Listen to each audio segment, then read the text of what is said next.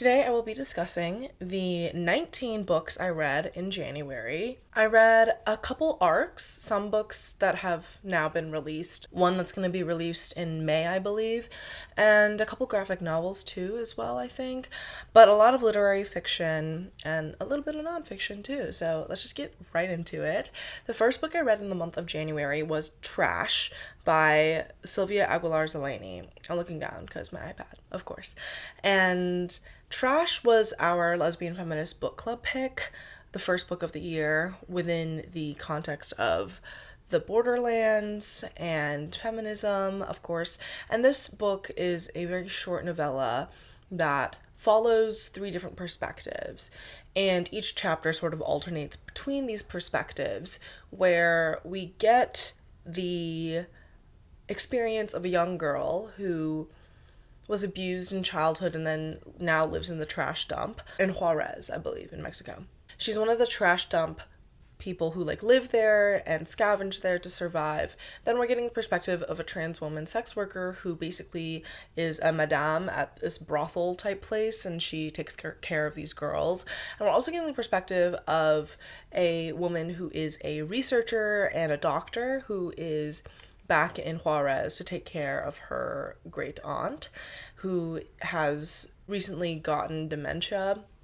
And she also had a sort of relationship with some of the other characters in the book. And we find more about this throughout the course of the novel. It was really compulsively readable. It was very engaging. The voices of each of the characters were very distinct, each chapter as written from their perspectives and from their points of views, their own experiences, felt very much like the voice of, a young girl living in the dump, or a sort of professional who grew up in the US, and then an older woman who has been in the sex trade for a minute, and her experiences over the course of the decades, and her inviting people and sort of onboarding other women to join her, other working women. I think that the voice of each of the characters was just so compelling, and actually there's a direct-to-reader element as well, specifically in the perspective of the madame type character. And yes, it was a very beautiful read, and at times funny, very often deeply heartbreaking, of course. And it also touches on issues like femicide and domestic violence and gendered labor, of course, all of these things, with quite a few trans characters that we see how they interact with each other and how they experience the world in this way. It was really good. I liked it. I rated it 4 stars, maybe 4.5 stars. We talked about it extensively in Lesbian Feminist Book Club, and it was really, really fun. It was a great discussion. I really enjoyed it. So yeah, and if you want to join Lesbian Feminist Book Club or get some more info on that, you can check out the Instagram, which is always linked down below in all my description boxes, or you can check out this video I made talking about our 2025 reads and more info on the club. Anyways, the next book that I read was a book that I read because it was a recommendation. It's How to Read Now by Elaine Castillo? Not sure. So sorry. This book I read because my name is Maddie Nez, that YouTube channel. She recommended this and as one of her favorite books of 2024. And honestly, I did not really like this book. I rated it 3 stars, maybe 2.5. And I feel bad because it's ooh, I don't know. I just felt that the voice of this writer, there's this almost sort of liberal smugness in the way that she critiques things. And also a lot of the critiques or the examinations of media and culture felt very surface level, and there's a lot of snark in there too. Is very personal as well, and her experience as being a Filipino writer, sort of the racism of the literary world and engaging in Anglophone canon, but also about other pieces of media and how she's engaged with it. I really liked one of the last essays in this book, which was about documentary filmmaking and different women, specifically one woman that she really focuses on, and I liked that a lot. I think that her chapter on Joan Didion and sort of her shading Joan Didion, it was okay. I kind of had higher expectations. I don't know. I thought that a lot of the critiques, I guess, of the way that she engages with bookish culture and how bookish culture exists online and in spaces in general were a bit shallow, a bit not very written in a way that wasn't super compelling. Like I think that Gia Tolentino's book Trick Mirror, which is on my shelf over here, was a much better essay collection that kind of had a similar thing going for it, right? Like talking about being a woman of color in the sort of writing world and how she engages with different forms of media and also cultural critique. Yeah, I don't know. Not to pit women against each other. But like, yeah, I don't know. I just didn't think How to Read Now gave me anything new to think about that I haven't read before. I think another better example of a book that does a similar thing would be Taja Eisen's Some of My Best Friends, which is a series of essays and talking about the publishing industry and books and engaging with art and culture and media from the perspective of being a woman of color with a specific sort of background and experiences in different industries and stuff. It was just okay. I don't know. I feel bad because I read it because of a booktube recommendation. But yeah, I found it unsatisfying and really annoying at times, unfortunately. But the next book I read in January was How to Kill Your Family by Bella Mackey. This book I rated 4 stars. I liked it a lot. I thought it was super fun. It's about a woman who is kind of like the bastard daughter of this man who is a total fucking asshole and nouveau riche type motherfucker who... Like, what does he do? He owns some sort of clothing manufacturing business or something, some sort of like fast fashion empire. And so, as the sort of bastard child of this man, whose mother was sort of abandoned after she got, like, knocked up after, like, a night out and one night stand / the period of a dalliance, of fling, her mother dies, and in her death, in battling cancer, our main character attempts to reach out to her father, her bio father, to be like, hey, can you, like, help out? What's going on? But doesn't hear anything back. She figures out who her father is and who his family is, his perfect sort of like wife and daughter, his like legitimate family, you know? And she basically goes about killing them all, of course, right? And knocking each one off her list. It's a book that starts off and sort of intercuts with her being in prison for a crime that she's like, I didn't even do that shit. But okay, these are the crimes that I actually did. And it's basically a journal, like a series of her writing about the things that she's gotten up to. And there were some twists at the end and throughout that I was just like, ooh, this is really compelling. I thought that the way that she kind of uses her womanly wiles or seduces like a teenage hacker guy online or seduces like her like uncle, basically not seduces but like brings him into the BDSM clubs and just finding creative ways to kill her her father's wife or her father's daughter or her father's brother, you know, and then like showing up to the funeral. I mean, she's a bad bitch. Like, she was thinking this all through. She was brought in and raised after her mother died, by this family that she was really close to, who's like her best friend and the only person she's ever been really close with and had a real connection with is this boy from school. He's pretty precocious. His parents are very like liberal, like rich liberals who like vote Labour or whatever. I don't know. It's set in Britain, okay? It's like a very UK novel. And she really like takes shots at the liberal politics of these people and also everyone around her. She is very judgmental of everyone, like very non-discriminatorily a hater.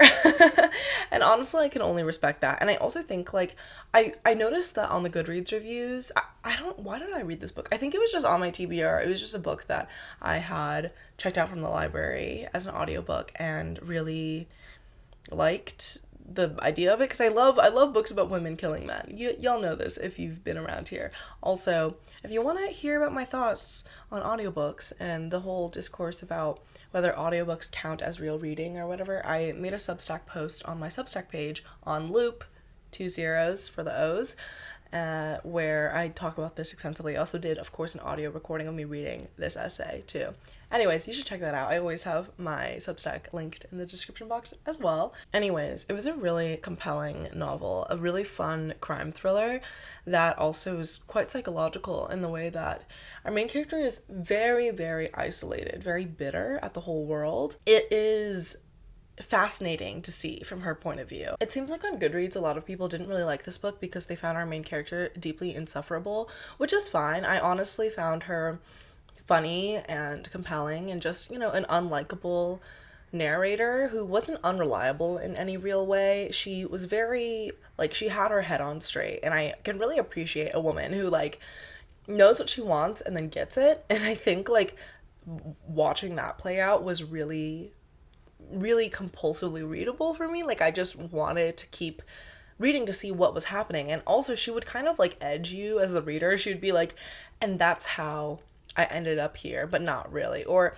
and then this happened, but I wish I hadn't done that. Or, you know, I went about this in a way that was like more juvenile than I wanted it to be. And I found all of that really compelling and really interesting to read about, because it's like she is a serial killer who's looking back on her mistakes, and she's also a serial killer with a purpose, you know? She's not just like some man who likes to kill women because that's what he likes to do or whatever. I don't know. I like this type of thriller. I also thought that all of her comments about other people, like her fat phobia, her misogyny, just like the things that she espoused in her little snide comment while having her own sort of working class feminist sensibilities, was the sort of somewhat contradictory nature of that also really characterized her in a really compelling way, in my opinion. So I liked this a lot. I rated it 4 stars. I don't know if I'm gonna read anything from this author again, because I think I started, she has like a sequel or something to this, or a book set in the same universe, and I started it and I wasn't as compelled. I think because the main characters aren't women, or the main character, the narrating point of view, was a man. And we do get a narrator switch in this book, no spoilers, but in How to Kill Your Family, some shit goes down that is fucking crazy. And by the end of the book, I was just like, wow, women really can't win. Like, they just can't. That's crazy. Even when you try so hard and you try to do all the right things for you, you know. I just like when a character is so clearly working in her own best interests for her own rage and desires, and yeah, I liked it. The next book that I read was actually a book that has been languishing on my physical TBR for a minute. Oh, that's the other thing about this wrap up. I'm really proud of myself for getting through some of my physical TBR, because when I tell you, this shit is egregious. Like, I'm gonna do a bookshelf tour, but with my iPhone, because my camera's too heavy for me to try to do that, I think.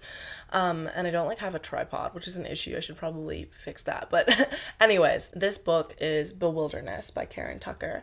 I liked this a lot. I found it very moving. I rated it 4 stars. I really, really thought that this story of set in sort of Appalachia, it's North Carolina, and it's in this really poor town following these women from where, in one perspective, this main character who struggles with drug addiction, as is her best friend, they're both waitresses in this like fuck ass small town, and it's about them being addicts, them chasing the high, them doing things that put themselves in very dangerous situations, the experiences of assault and sexual violence and just violence in general, of being in this poor community and just trying to survive. Our main character is dealing with the fact that her best friend, who's also a waitress, is wanting to move with her boyfriend, and she's like, well, we just gotta go all out now, and she doesn't really want her to move. She doesn't want to lose her best friend in that way.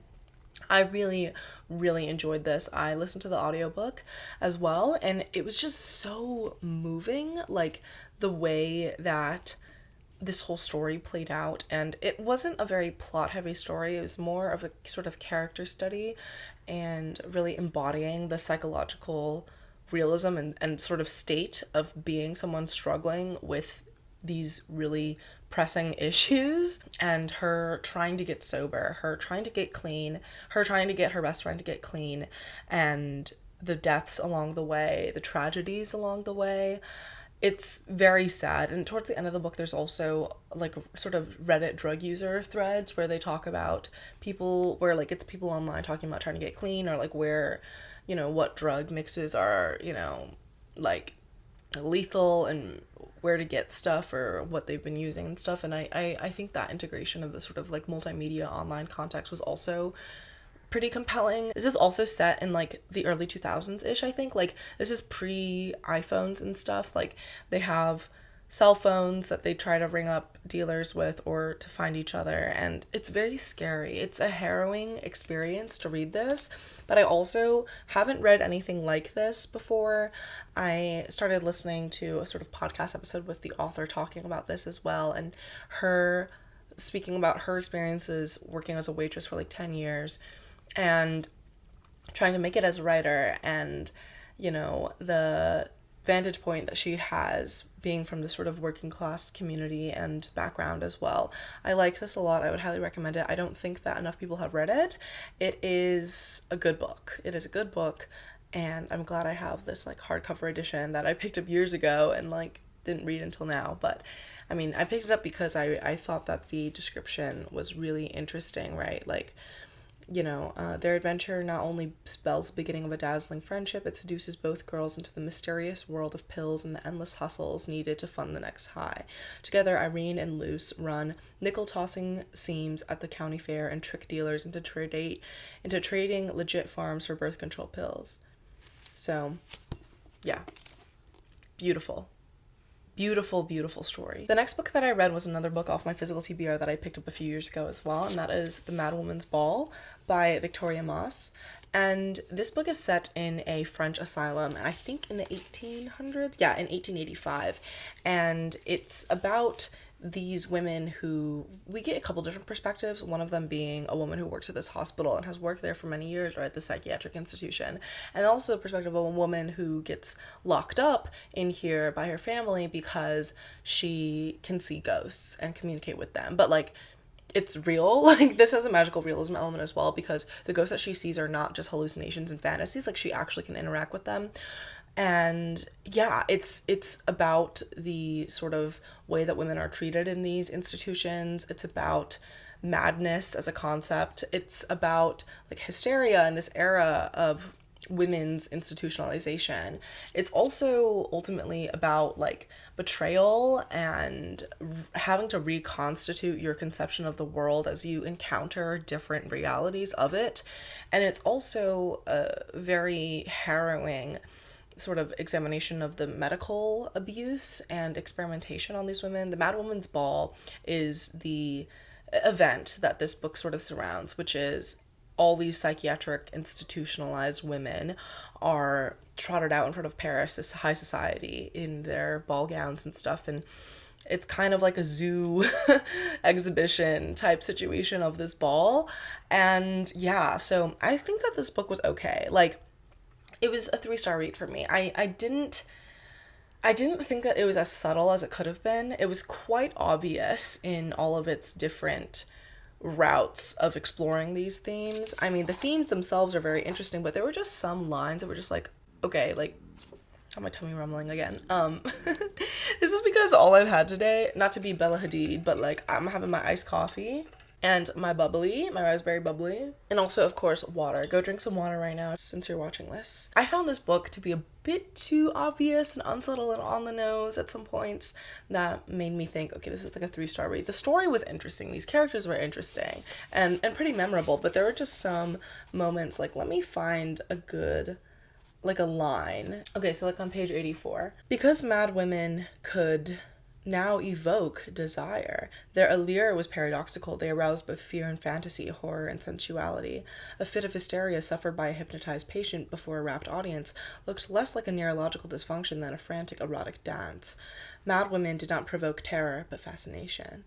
It was this same fascination that several years ago had given rise to the Lenten Ball, the Mad Women's Ball, an annual event in the capital. And then later, the women of the Sapatier were no longer pariahs whose existence had to remain hidden, but entertainment, thrust into the limelight without a flicker of regret. It's just like that kind of thing, where it's like, okay, you don't have to spell that out for us. We can see this through the nature of what is going on, you know? And there are just some moments of, like, just very on-the-nose, overt, like, feminist, you know, like, yeah, or, okay, 122. Never had she felt so helpless, so abandoned. Living in her parents' home, she had naively thought that she was alone, that her character, her insolent retorts had left her isolated, a solitary creature in a family that did not understand her. And she had been understood, perhaps, but was not alone. What she had experienced was not solitude. Solitude was being incarcerated in an asylum of mad women, deprived of all freedom, of all hope for the future, and most of all, having no one, absolutely no one, who cared about you. Like, again, we know, because like the other parts of the book are very, like playing out a scene, playing out dialogue, having these interactions with other people within this actual like institution, the Saint-Patrier. And ultimately my problem with the obviousness of these words and these statements is the fact that like we get it, and also it takes you out of the story, really. Like on page 28 in the hardcover, no woman can be certain that her words, her aspirations, her personality will not lead to her being shut away behind the fearsome walls of the hospital in the 13th arrondissement. And so they are circumspect. Even Eugenie, for all her audacity, knows there are some lines that one must not cross, especially not in a salon filled with influential men. Like, it just takes you out of the story, I think. And so it was a 3-star read. I thought that it was interesting as a concept, and the plot was compelling. I did listen to the audiobook of this as well, and I would recommend the audiobook if you were interested. It was just like, I just remember listening to the audiobook and then getting those like lines that were like pretty overt and obvious, and I was like, huh? What was that again? What? That just it was just taking me out of the story. I don't know. Anyways, the next book that I read was The Roundhouse I'm in the middle of reading The Roundhouse right now, but I finished in January, Future Home of the Living God by Louise Erdrich. This is a book that kind of feels like The Handmaid's Tale, I guess, in the way that it is set in the almost vague dystopia where women's reproductive autonomy is very monitored. Our main character is this indigenous woman who is adopted by these like woo-woo spiritual white parents, and she ends up at the very beginning of the book trying to go to the reservation where she's from, or where she was, where her like bio family is, and trying to track down the woman who is her, her bio mom. She has a really good relationship with her white parents, who are very sweet people, and we see the way that they are deeply supportive and very loving to her. She is pregnant, and during this time, this new sort of policy has been in place where all pregnant women have to report to the government, and this new sort of Christo-fascist government is in place, or maybe it's not even a Christo-fascist government, because again, that's a bit vague. There are these different like community centers or institutions that are brought up to incubate all these pregnant women because of some issue that's going on. We don't really know many details about it, but it seems to be that everyone who is pregnant is dealing with a potential birth of a child that like is not fully human. It has to do with sort of genetic material, bio stuff. I don't know. But we don't get that many details in this book either. But our main character is someone who is pregnant and going through this shit, experiencing this world as it's drastically changing. It's set in I think the Twin Cities area, and I think Louise Erdrich is from Minneapolis as well, and it's a beautiful city. I love that city, the Twin Cities as well. But anyways, and that's going to come up later in some of the other books that I'm talking about, but this book was really, really compelling and beautiful, and like our main character's voice is very funny and light. Like, she, even in very dire circumstances, she has a real grip on like reality, and also a sense of humor and a sense of lightness and joy as well, that I think the writing really conveys very well. Her voice, her resilience, her resistance to this world, and also the way that she's a bit happy-go-lucky about it. And also, this is a book about survival, it's a book about communities trying to come together and families trying to come together to break her out of a hospital, or to hide her, or to and also the baby daddy is someone that she like doesn't really want to have a relationship with long term, but inevitably that sort of ends up playing out because of the political circumstances. I thought that it was, it ended on a note that wasn't very neatly wrapped up, but it was also in the ambiguity and sort of the vagueness of this novel. We see the hope and also the devastation of this world. And yeah, it was really beautiful. I rated it like 4 stars. I thought that the storytelling device of our main character speaking to her unborn child, being like, hey, like, this world is very strange and I'm bringing you into it, and this is my family, and this is how I met my bio mom that I wanted to know because I wanted to see, like, what potential, illnesses I might come to expect, or maybe some issues with you as you're birthed. And she also meets her, like, half sister who's like goth and really kind of off-putting. And the family that she meets up in the reservation is also very just vibrant characters. The husband of her mother, her bio mom, is a very, like, intellectual, depressed man who writes a lot. And so we also get that in here as well. I really liked it. I rated it 4 stars. It wasn't like a new all-time favorite, but I'm really glad I got to it. The audiobook is also really good. I think it's narrated by Louise Erdrich herself, and yeah, very good. Would recommend. The next book that I read was a graphic novel, sort of comic book novel, which was, or like a comic book type thing, Radiant Pink, Volume 1, Across the Universe. I rated it 3 stars. I thought that it was okay. It was a little bit confusing at some points where I was like, wait, huh? It's about this streamer who is in a relation. She's a lesbian, I think. She's in a relationship with another woman. She experiences this sort of devastating breakup, and then she kind of gets tapped into this technology where she can sort of jump through portals into other universes, into other realities, and she's kind of like a superhero figure. I thought it was fine. Like, it was kind of sweet and funny at some points. We see her as she ends up falling in love with another woman, and the illustration and the sort of art style of this book was a little bit too, I don't know, like Tumblr-ish for me at some points, and it felt a little bit inconsistent at some times as well, but it was still a fun read, very fun, quick read, of course, as many graphic novels are. Pretty short, and I don't think I'm going to continue with the series, but I liked it. I don't know. But it wasn't that good. Like, it wasn't... It kind of rode off of the fact that it was kind of a superhero, lesbian, Twitch streamer, gamer type story, and didn't really do as much with it as maybe it could have. I don't know. It was fine. I don't have much to say about it, but I liked it, but not that much. So, 3 stars. Next book that I read was Mouth by Puloma Ghosh. I have the arc here, even though it has been released since June of last year. But this is a short story collection that follows different perspectives and different characters, of course, but that all ultimately have a sort of theme or imagery of mouth in each of them, of course. I really liked it. I thought that it was a really cohesive and compelling sort of collection of narratives, and I thought that the writing was really interesting. There were a lot of different speculative elements to each of these stories as well. It's a very weird sort of book. There's a story that's kind of a campus novel of this, like, historical women's college, this girl in the early 2000s or something, or 2010s, who ends up staying on campus over winter break, and some shit goes down. She's really concerned about, or really interested in, this woman who went missing from this college years ago, who used to live in the same dorm room that she lives in now. There's also a story in here that is very, like, werewolfy, like almost a werewolf type romance in a dystopian universe of, like, a world that's falling apart. I liked that one. There's a story in here about a set on, like, almost a different planet. I think it's the last story in this collection that has really, like, The Lottery by Shirley Jackson vibes. I listened to the audiobook as well, and I enjoyed it. The first story was kind of the weakest for me.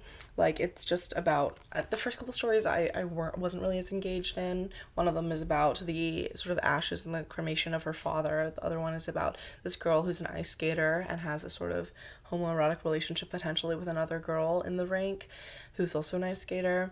Yeah, I thought it was pretty good. I rated it 4 stars, 4.5 stars. It's a really surreal, sort of interesting book that examines, like, themes of desire and survival and sort of gross inhuman experiences as well.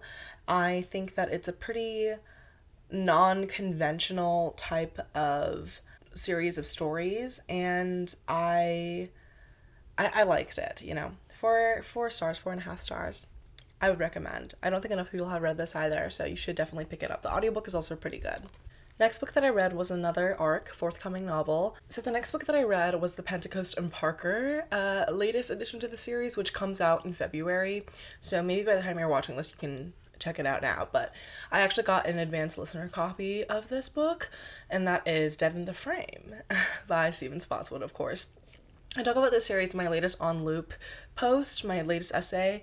That is 5 things that I have been watching or reading on loop or listening to on loop in the first month of 2025. And I loved this book. I loved this latest addition to a series that I adore.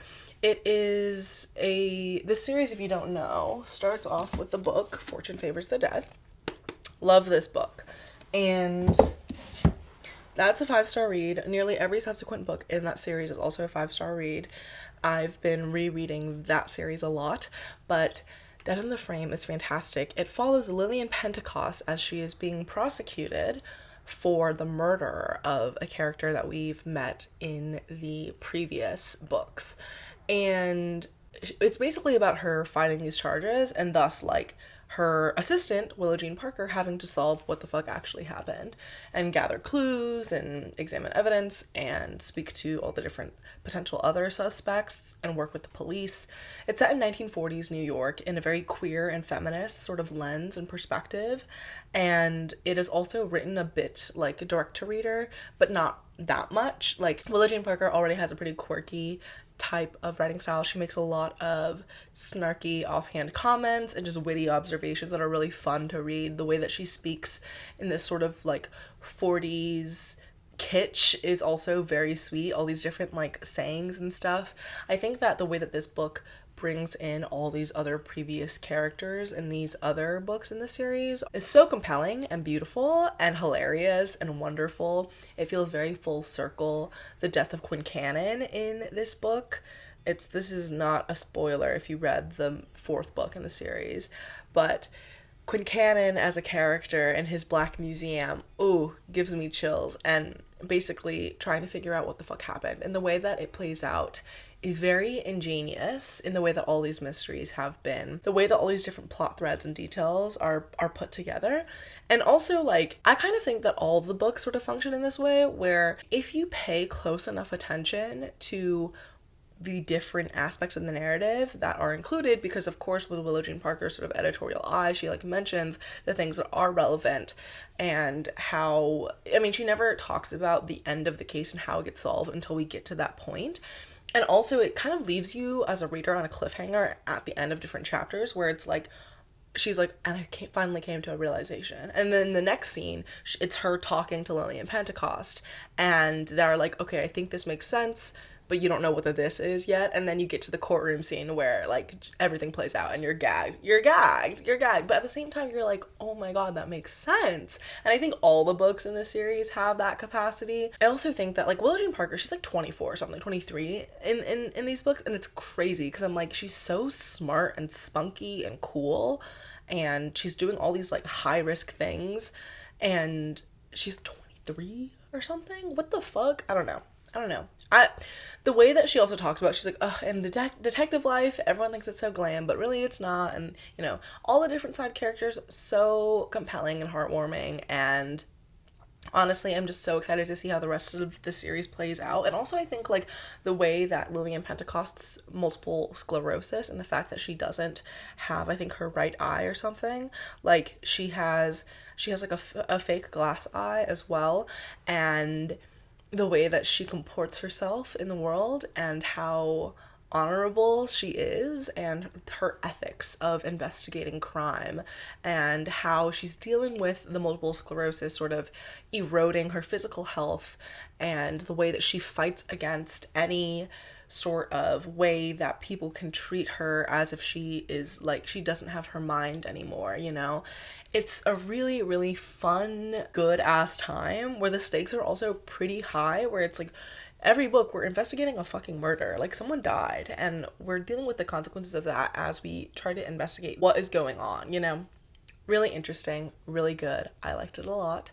And 5 stars. 5 stars. Every book in the series, basically, 5 stars. Just so good. So freaking good. I loved Dead in the Frame. Will and Lillian are some of my favorite characters in fiction, as is Sam and Hiram, and it's so good. And then, of course, like, all the other side characters, the love interest, it's just so good. So good.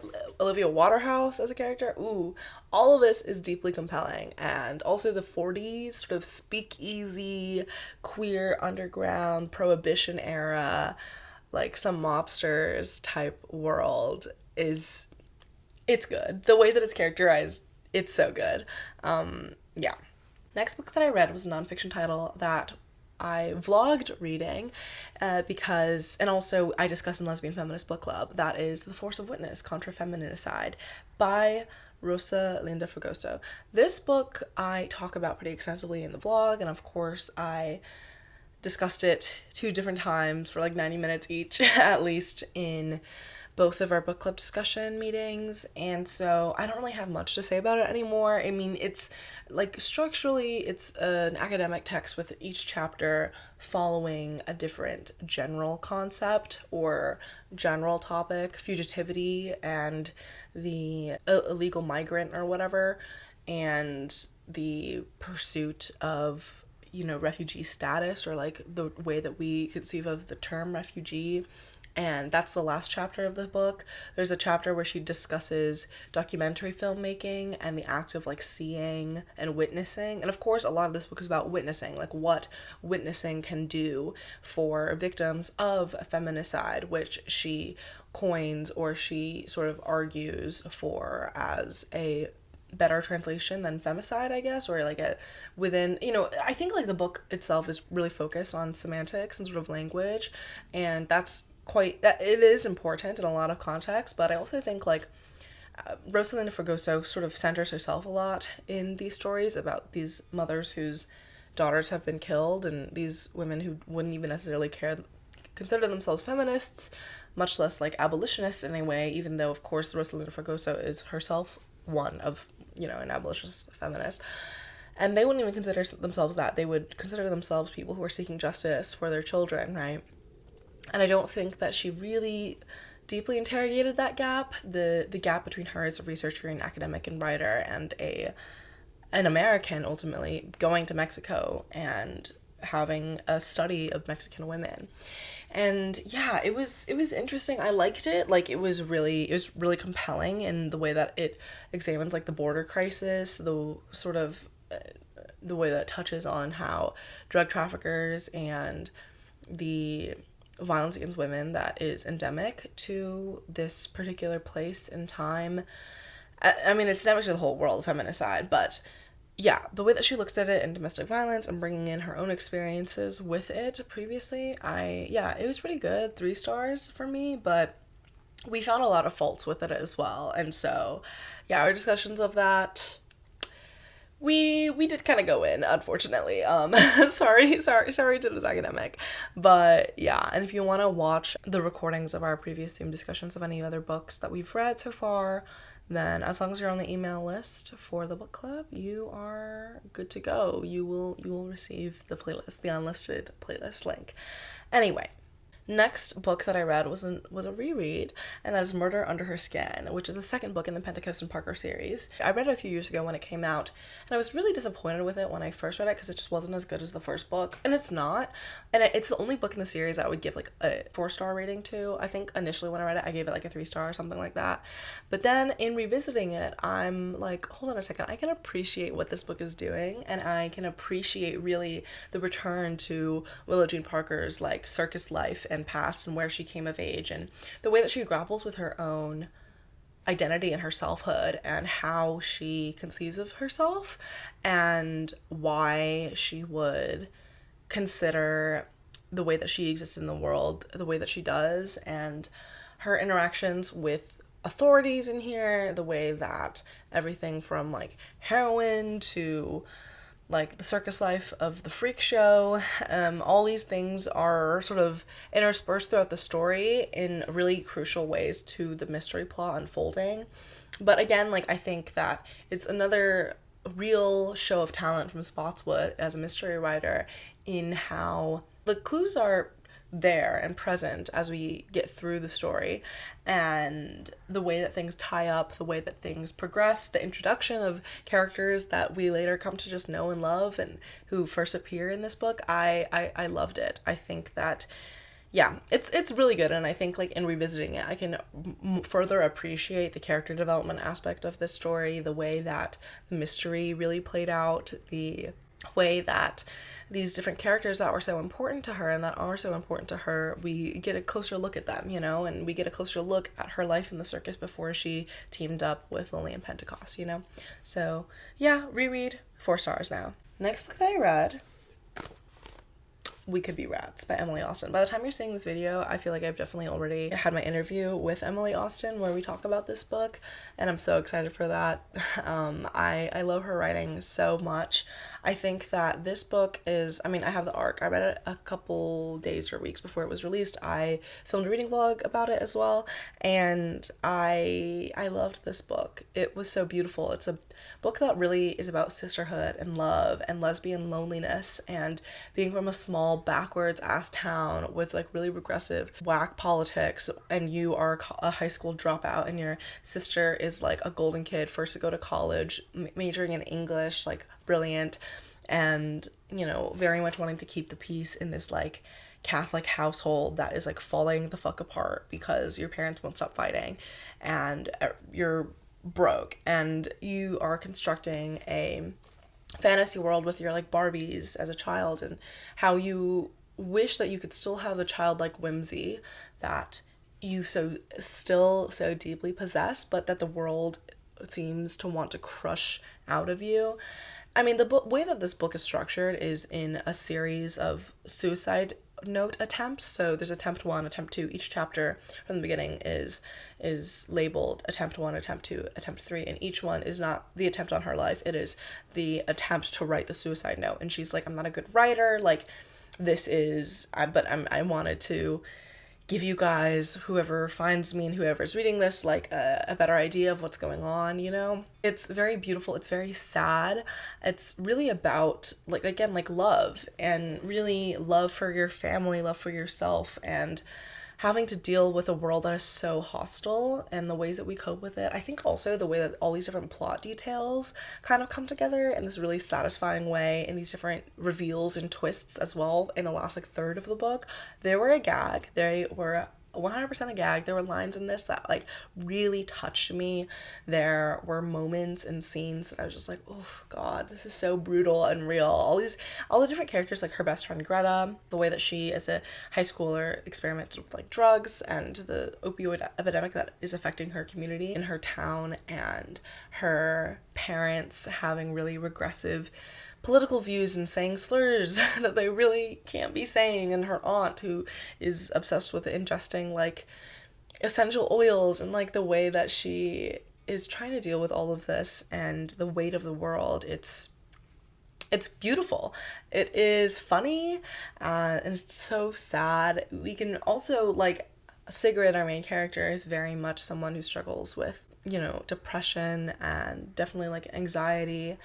And also I think like autism, you know, the way that she is unable to perceive of the world in a way that other people expect her to, and interact with it in a particular sort of way that she is expected to again. And yeah, I found this so touching. It's a 5-star read for sure, one of my favorites of the year so far. And yeah, I mean, I remember when I read Everyone in This Room Will Someday Be Dead, which is right here. I remember when I read this, I was like, god, this is just so beautiful and moving and hilarious and just like crazy shit happening and folding out. And this book, also that. I don't know if one is better than the other, but I think this one is, it's very sweet. It's very beautiful. So highly recommend, especially to any of you lesbians out there who are struggling with suicidal thoughts or depression or dealing with fuck ass family or communities that you just don't feel like you belong in, you know? So yeah, you should read it. The next books that I read were all sort of like middle grade mysteries, and the first one I want to talk about is The Mystery of the Third Lucretia by Susan Runholt. I listened to the audiobook, which was lovely and delightful. This is a middle grade YA mystery. We are following 13, 14-year-old girls. The writing style feels less middle grade, a little bit more YA, but like young YA, obviously. And I think also because this was written in 2008, like published in like the late 2000s, you can also get the sense of a kind of different world. This is also set in Minneapolis as well, in the Twin Cities, St. Paul. It's really cute. It just follows these two girls as their best friends. One of them is a very precocious, rich child. Her dad's like a big shot lawyer, but she does not fuck with her family at all, for real. She spends all her time hanging out with our main character, who has like a single mom. They live in an apartment together. Her mom's a journalist and a writer. And yeah, they're like friends from a very young age. They are both artists. Our main character is Carrie, is a painter. Lucas is a really good, artist and she has like perfect memory, basically. And that pictorial memory allows her to be someone who can draw really well. They meet in art class. So they are just sweet, hilarious, smart, brilliant little girls, brilliant young women who, in this book, The Mystery of the Third Lucretia, the two of them are on a trip with her mom. Her mom's on a work trip in some European country. And so the two of them, actually in like the UK or something. And so the two of them end up going to this museum and then finding out some suspicious stuff that interacts and intercrosses with one of their experiences being at the art museum in Minneapolis. And we see everything play out across Europe, honestly, as these two young girls try to get to the bottom of what ends up being a pretty dangerous situation. I picked this up because I was feeling nostalgic. I was feeling like I wanted to revisit a sweet, a cozy mystery series, because I was, book hungover from the Pentecost and Parker series, and I couldn't reread it for the millionth time. But I did remember that this series existed, because I remember I read this book probably in like 4th grade or something. Actually, maybe even younger than that. I don't remember when exactly I read this book, but I was definitely, I was maybe like 8, 9, 10. I was like in elementary school, I think, when I read this series, and I remember loving this series. I loved it, and honestly, in revisiting it, I'm reminded of why I loved it. It was so good. It was so freaking good. I mean, I rated this first book 4 stars because I think that the next book in the series, Rescuing Seneca Crane, is a 5-star read, and yeah, I very clearly, in my mind's eye, as a child, remember looking at this cover and being really compelled by it, because as a kid I played piano and I painted and I did art, and so Carrie and Lucas's characters felt like really, really true to my experiences and like my interests. And I think that like the first book, the way that things play out is a little bit unrealistic, and I found that was, of course, like the suspension of disbelief that you have to have in approaching like a YA middle grade like mystery is a bit higher, I think, but also, yeah, I found it a little bit unbelievable, just some of the logistics around this like art crime. But yeah, really, really good series, and also in revisiting this book and in the series, I just had many moments of just like a deep recollection of encountering these stories before, because of course I've read them, and it kind of blew my mind how well I kind of remembered this. And now I'm like curious. I've read a couple like middle grade or children's books that I like reread them from when I remember reading them when I was really young, and every time it's always such an interesting experience, because I'm like, I remember the story so well, honestly, and also how it made me feel, and in rereading it, it just like kind of revives that part of my memory, and also makes me really appreciate children's lit, It's just, when it's good as fuck, Next book that I read was the second book in the series, because the third book in the series I cannot goddamn find anywhere in libraries, and also these books are out of print now because they were published in 2007, 2008 or whatever. But Rescuing Seneca Crane, I loved this. Basically, Seneca Crane is this girl, this like 15-year-old girl, 14-year-old girl who's a piano prodigy. She travels the world playing for playing concerts that are very, very classy, and like, you know, she's a prodigy, of course. And so our two main characters, Carrie and Lucas, meet this girl and they become friends with her, and then she gets kidnapped. And so they try to figure out what the fuck happened. And we just see how brave and brilliant and strong and funny and smart these girls are. I mean, honestly, if two 14-year-old girls had to navigate if I witnessed two 14-year-old girls trying to navigate traveling between cities in Europe when they're Americans by themselves, I would be a little scared. But these girls managed to do it, and managed to like break their friend out of a fucking castle. And the description of how they go about that is crazy. Also, their self-awareness of their youth and their capacities and their capabilities, and the way that Carrie and Lucas as best friends like bounce ideas off of each other. Also, at the beginning of this book, Carrie is really frustrated with Lucas and not happy with her because Lucas is like obsessed with this boy. Many such cases, you know, when your best friend starts getting obsessed with the boy, and of course, you know, they're 14, like it's a kind of first time experience for them. When your bestie gets obsessed with a boy and you're just like, mamas, you are so interesting and cool, unrelated to this motherfucking boy. Like, please, let's get our head on straight. Like, they're literally in a different country, like probably in Paris or something, when all this goes down, and Lucas is thinking about the boy. Anyway, the way that this book plays out is so compelling and interesting and funny. And also, like, I mean, the issue with these books being published in like the mid-late 2000s is that some of the description or language around kind of like race is interesting, kind of weird. I mean, it's pretty progressive for the time, like the way that she mentions how Seneca Crane is like part African American, part Cherokee, and part white. There's some side characters that they describe in ways that I'm like, ooh, okay, that's very 2000s language, I guess. I don't know. But yeah, interesting and compelling plot as well, the way that everything's plotted out, and the action scenes, oh my gosh. Ooh, like I was on the edge of my seat. It's so good. I love this series. If you can get your hands on it, please read it. Please give it to any young reader in your life, because I love this series and it's so good. It's so smart. It's so feminist. It's so brilliant.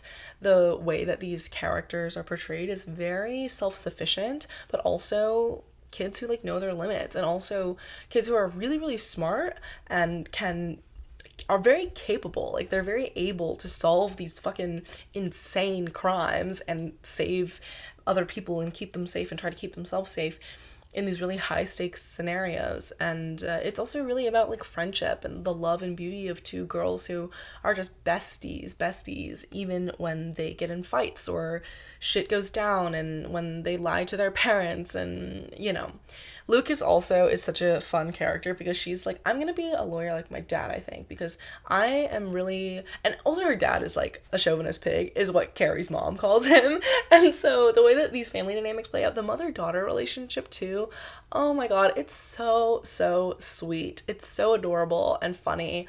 Yeah, I love this series. So that was the next book I read in January. Then I read Shady Hollow by Juneau Black, which I rated 4 stars, maybe 3 stars, 3.5. But this was another very, very adorable sort of mystery, a very cozy mystery. It's all these animals who live in Shady Hollow, right? There's like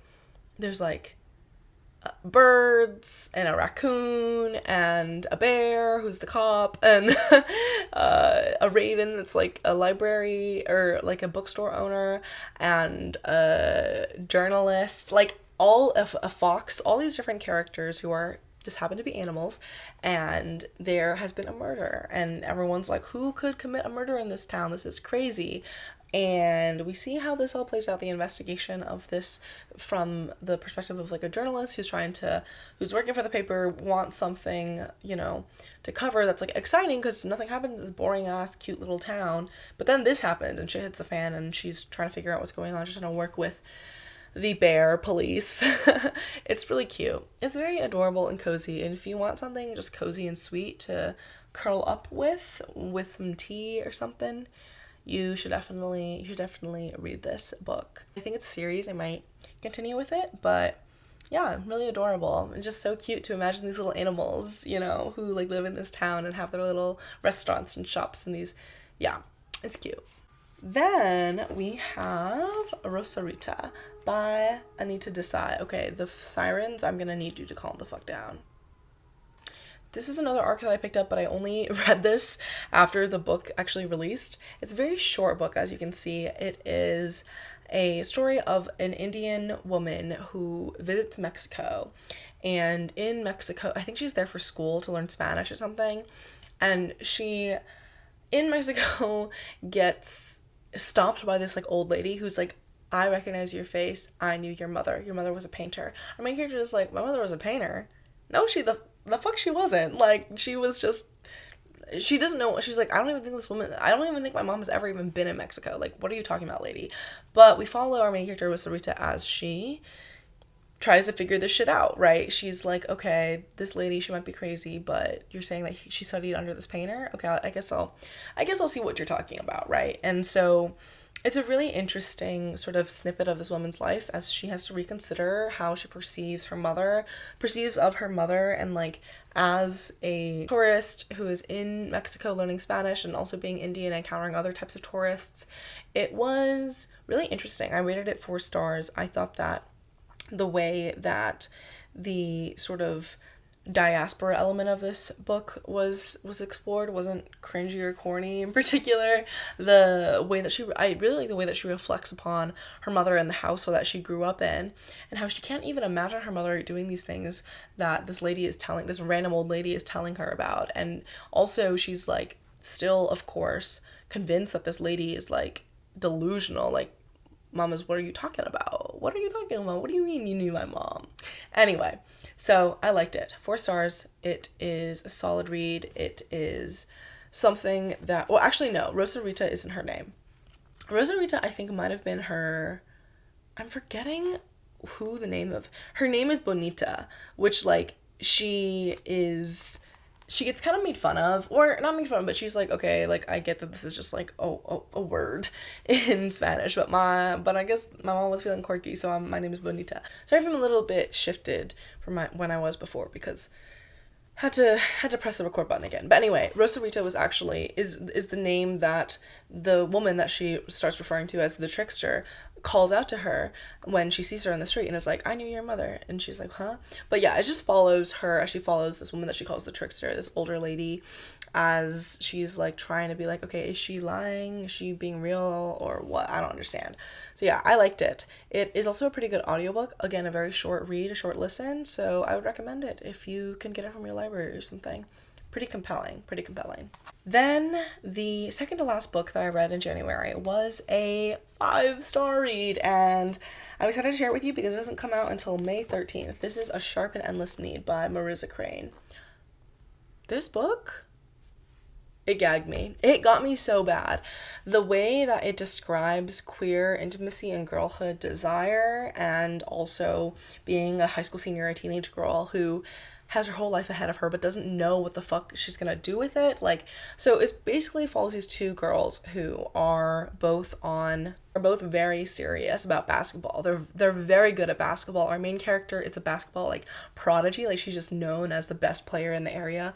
They're in this like fuck ass town in the middle of nowhere, and in like America, of course, and they're both like trying to get signed onto different teams, different colleges that are offering them spots, and having these calls with these coaches, and they're both dealing with like weird family dynamics, of course. So our main character, her dad died. Mackenzie, or Mac is how she's referred to. Her dad dies towards the beginning of this book, and so she's dealing with coping with that grief, the fact that her dad was addicted to gambling and sports betting in his life, and the consequences of that for her and her family. You know, I liked this book so much. I loved it. I think that the inner complexity, the turmoil of being a girl at this age, you know, drinking and driving, even though you shouldn't be, smoking, getting high and drunk every fucking day to cope with the reality of life, and the fact that you are in love with your best friend, and the fact that you're in this homophobic ass regressive town where you can't openly express your desires for each other in this way. And it's really about basketball too, and like the team dynamic, the way that the game really gives purpose to Mac's life. Like, she truly doesn't know who she is without basketball. And she has this endless pursuit and drive that is honestly really beautiful to see.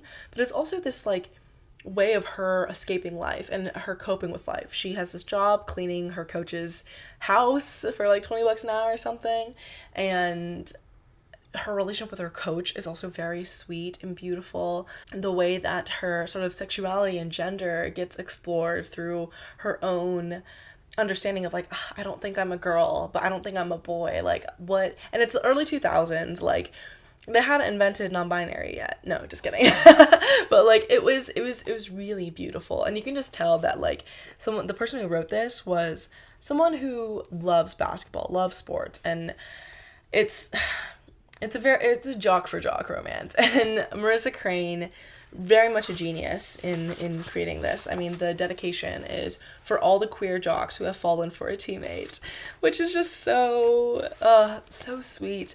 And again, like it's so much about this like romance, this queer girlhood, intimacy, homoeroticism, constant desire but denial of it, that's so like pulsating in this book. But it's also just really about Mac as a person not knowing what the fuck she's gonna do with her life, but knowing that she wants basketball to be a part of it, dealing with the dynamics of her family, her mother, who is going through it as well, of course, and the complex feelings of grief and anger that she has towards her father who has passed. Her love interest, also her bestie, is someone who also has a complicated relationship with her family because her mother is deeply religious. And so, of course, she's like not really happy with the closeness of these girls, but also the teammate bestie also has a boyfriend. The writing is also very luscious and goes into a lot of detail about experiences in the bodily experiences, the sweat, the muscles, the physicality of it all, while also describing and creating dialogue in a way that dances around the movement. And it's a lot of like the way that people actually speak, especially teenagers actually speak to each other, which is like half sentences or questions that don't really get answered or speaking around the topic. For example, on page 57 in the arc, Mrs. Williams put the squeegee back where she got it, adjusted her skirt, wiggling her hips as if fighting with the fabric, then climbed into the driver's seat. She fiddled with the radio for a few seconds. I thought about waving at her. I don't know why. She hated me and my smart mouth. Okay, but how did you know? Said Liv, drinking her Slurpee. They used to call each other during our tests, I said. She was always flirty as fuck. Nope, she said, won't hold up in court. Come on, you know when two people are fucking, I said. It's obvious. What about when two people are in love? She said, I don't know shit about that. Weren't your parents in love? About as much as yours. She knit her eyebrows together and looked down at her lap, nibbling on the inside of her cheek, like she kept her thoughts squirreled away in there. My intention had been to relate to her, but I knew I'd succeeded at pushing her away instead. There was so much pain everywhere you looked. What were you supposed to do with it all? Okay, so what do you know shit about? Said Liv, her eyes meeting mine. What's it matter? An affair's an affair, I said. Liv put her head back and blinked at the sky, at all the stars watching us and wondering how all this was going to go down. I don't want to talk about affairs anymore, she said. Okay. Yeah, just like, I love the writing of this book. I love this book so much. When it comes out in May, you gotta buy it, you gotta read it. Yeah, if you can get your hands on an arc, I highly recommend it. I read this physically over the course of a week or so, a little over a week, and it was brutal. It was heart-wrenching. It was gorgeous. Loved. Final book that I read in the month of January was Dawn by Octavia Butler. I rated this book 4 stars. I like this. It was a science fiction novel about aliens and reproduction, and a woman who has been given the charge and the task of awakening these other humans that are now in a sort of weird relationship with these alien creatures. And this is the first February fiction pick of Lesbian Feminist Book Club, and we're going to be discussing it very soon, very shortly, and I'm so excited to discuss it because there's so much to say about the reproductive element of this book and the way that the science fiction sort of reality of this, of like how humans interact with each other in a specific circumstance where the stakes are so high and everyone's feelings have so much to do with each other and how fate plays out. It reminded me, of course, of her other very famous book, Parable of the Sower, where it's very much about like one woman's leadership, or the way that she gets to that position, how she deals with it, how other people really create so many problems and also are so necessary in any project or plan in carrying something out. And it's also about these aliens who are, you know, obviously alien creatures who don't experience, you know, existence and being in any way that is similar to humans at all. And the way that humans and these aliens exchange parts of themselves with each other is crucial to everything that plays out in the plot. It also reminded me a lot of that one Ursula Le Guin story of these people stuck on a spaceship with this man who's like actually an empath. Like he reflects and feels exactly how everyone else feels back to them, because it's like that contained spaceship feeling of like all these people who like low-key do not want to be around each other, and all the conflict that arises. And it's also a book that really is like very, you can just feel it's the start of a series. It's the start of a trilogy. It's a start of something, some crazy, wacky, insane shit. And it's great. Octavia Butler is a fucking genius, and this book is really interesting. So that was a very long wrap up. I hope you enjoyed my thorough reviews of all of the 19 books I read or reread in January. Please let me know in the comments if you've read any of these books and what you thought of them, if so, or if any of these books sound interesting enough to you for you to pick up. Or let me know about any books that you have been reading that you took my recommendation of, and I just love to hear your thoughts. Anyways, thanks so much for watching. Please like this video and subscribe if you haven't already, and I will see you in my next one. Bye-bye!